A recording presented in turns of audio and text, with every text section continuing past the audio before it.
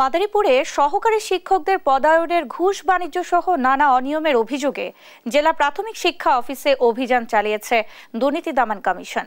মঙ্গলবার সকালে এই অভিযান চালানো হয়। দুদক জানায়, জেলা সহকারী শিক্ষা কর্মকর্তা মঞ্জুর রহমানের বিরুদ্ধে পদায়ন করতে ঘুষ গ্রহণ, শিক্ষকদের বেতন ও শিক্ষা সামগ্রী ক্রয়ের টাকা আত্মসাতের অভিযোগ ওঠে। অনুসন্ধানে অভিযান যায় দুদকের 7 সদস্যের দল। যাচাই বাছাই করা হয় কাগজপত্র।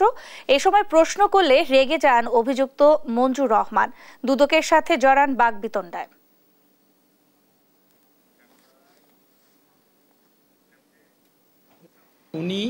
ওনার একটা সিন্ডিকেট দিয়ে এই বদলি বাণিজ্য করেছে এবং ওনার বিরুদ্ধে এবং অন্যান্যদের বিরুদ্ধেও একটা অবৈধ সম্পদ অর্জনের একটা অভিযোগ আছে। আমরা সেই বিষয়ে ওনার বক্তব্য গ্রহণ করেছি। উনি যেটা জানিয়েছেন যে এই বদলিতে সম্পূর্ণ এডিসি শিক্ষা মহোদয় যেভাবে রেডি করে দিয়েছে উনি সেভাবেই হয়েছে। আমরা তাকে প্রশ্ন করেছিলাম যে উনি এটা কোন আইনগতভাবে কোনোভাবেই উনি এটা পারে কিনা, উনি সে সদুত্তর দিতে পারেনি।